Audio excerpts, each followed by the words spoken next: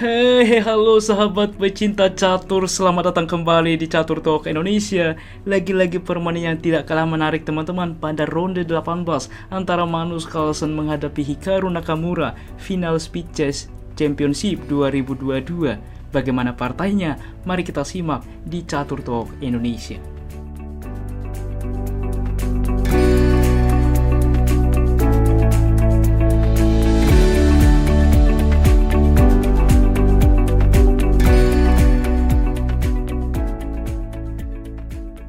Dan sebagai disclaimer teman-teman, di dalam partai ini kita akan melihat jebakan demi perangkap dan demi jebakan.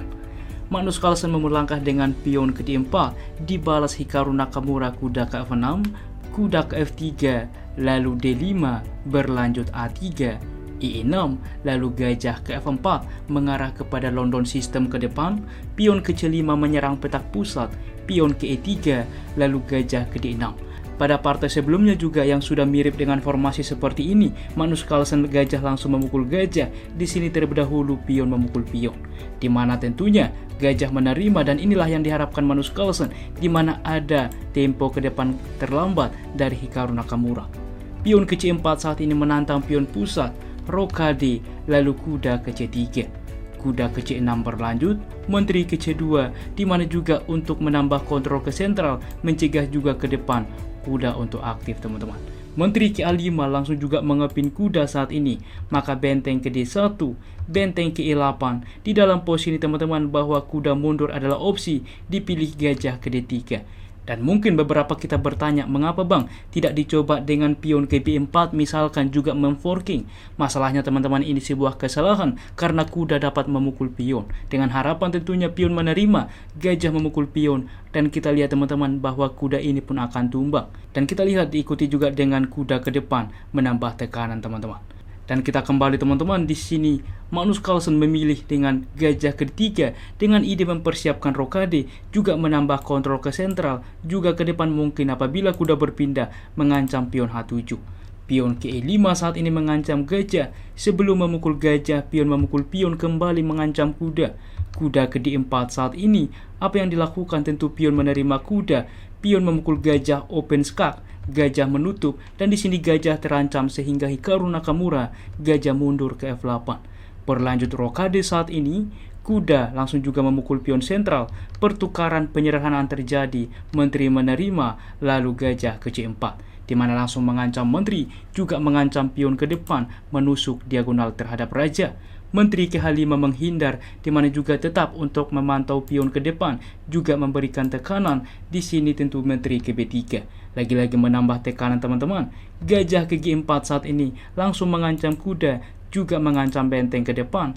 Maka coba teman-teman Anda pause video ini, apa langkah brilian yang dimainkan oleh Magnus Carlsen di dalam posisi seperti ini.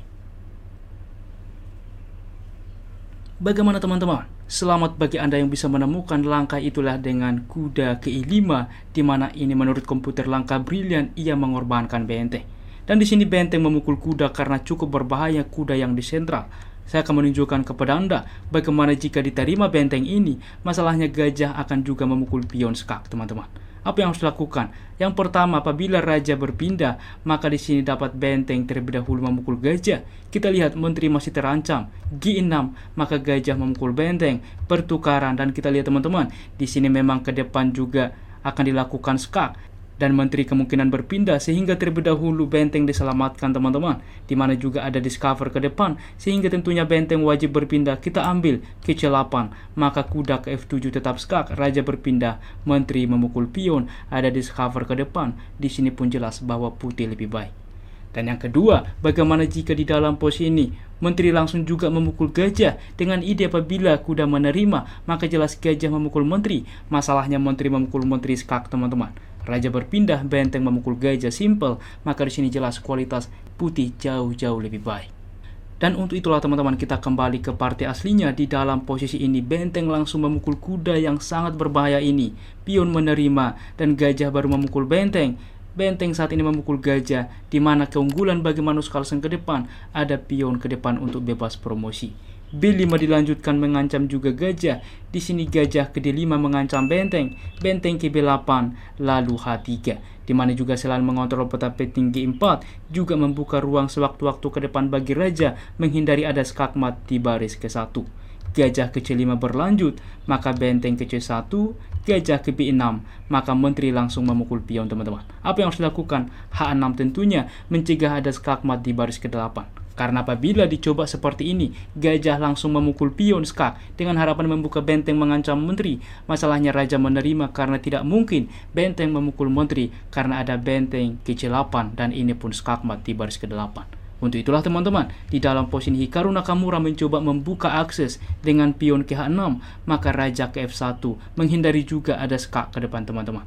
Dan raja ke H8 tentunya, menteri ke E2 saat ini melakukan simplifikasi, disepakati Hikaru Nakamura, raja menerima, dan kita akan melihat memanfaatkan ke depan dua pion di sayap menteri untuk disupport oleh raja menuju petak promosi. Berlanjut dengan gajah ke D4 saat ini mengancam juga pion, maka B4 diselamatkan, memberikan pion E5, maka benteng ke C4. Dilanjutkan raja ke G8 juga ikut membantu permainan, raja ke D3, raja ke F8, benteng ke C6, benteng ke D8, raja ke C4, benteng ke D7, dan benteng ke A6.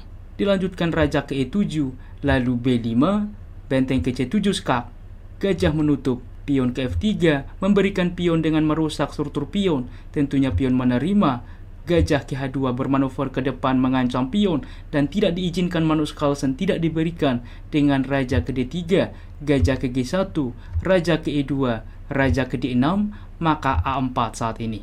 Raja ke C5 dan F4 teman-teman. Gajah ke H2, maka raja ke F3, G5, di sini F5 mempersiapkan pion ini ke depan promosi teman-teman. Dan F6 dimainkan oleh Hikaru Nakamura. Sebelumnya memang cukup sulit juga pada endgame seperti ini. H5 adalah opsi terbaik mencegah raja untuk advance. Semisal raja ke E4 saat ini, maka G4 bisa dilakukan, dimana juga mempersiapkan ke depan promosi. Pertukaran terjadi, maka F6. Dilanjutkan dengan gajah ke G1, F3 pertukaran terjadi, dan ini pun kira-kira akan sebanding. Gajah tentunya ke E8. Kita lihat teman-teman, di sini pun pion ini ke depan dapat dihentikan, dan tentu ini pun masih cukup sebanding menurut komputer. Dan kita kembali teman-teman di dalam posisi seperti ini, dimainkan tentunya dengan F6 dari Hikaru Nakamura, maka raja ke G4. Gajah ke E5, maka raja ke H5. Bagaimana menyelamatkan pion ini? Tentunya dilanjutkan dengan gajah ke D4 mengancam pion, dan F3, raja ke B4, raja memukul pion, benteng ke C8, lalu raja ke G6. Berlanjut dengan benteng ke H8 saat ini, maka A5 teman-teman, mempersiapkan ke depan untuk juga promosi. Benteng ke B8 mencegah pion, tetap dibuat teman-teman B6. Pertukaran terjadi, gajah menerima, raja memukul pion saat ini. Melakukan skak, raja ke F7 mempersiapkan pion promosi, bahkan memukul pion bisa, tetapi Magnus Carlsen ingin langsung untuk promosi ke depan. Benteng ke H8, maka F6, benteng memukul pion, benteng ke 4 skak, raja ke C5, maka langsung ditukarkan, diambil gajah ini supaya ke depan tidak ada ancaman terhadap pion dan bebas promosi. Di sini juga gajah mensupport pion, benteng ke H4, gajah ke D7, benteng ke F4, dan gajah ke G4. Sangat-sangat tepat waktu. Raja ke E5 dan setelah F7, di sini juga bahwa hitam menyerah. Mengapa hitam menyerah? Raja berpindah, maka pion akan promosi ditukarkan saja. Dan jelas teman-teman, karena ini sangat solid, tentu tidak bisa dimakan, dan kita lihat pion ini pun akan tumbang, dan pion ini ke depan bebas menuju petak promosi. Luar biasa lagi-lagi endgame yang ditunjukkan oleh Magnus Carlsen menghadapi Hikaru Nakamura kepada kita semua pecinta catur. Berikut adalah tingkat akurasinya. Ulasan permainan dari komputer menunjukkan bahwa juara dunia Grandmaster Magnus Carlsen memiliki tingkat akurasi 88,3% dan Hikaru Nakamura sebagai Raja Blitz dunia 82,1%. Baiklah teman-teman, demikianlah ulasan catur hari ini. Jika kawan-kawan suka dengan konten catur seperti ini, dukung kami dengan cara like sehingga algoritma YouTube membaca video ini dan semakin banyak direkomendasikan bagi sahabat pecinta catur lainnya. Apabila ada saran dan juga request ke depan, jangan ragu tuliskan di kolom komentar dan kami pastinya berusaha membuat requestan dari Anda. Salam catur Talk Indonesia, sampai jumpa di video berikutnya. Keep sharing and keep loving. Bye bye.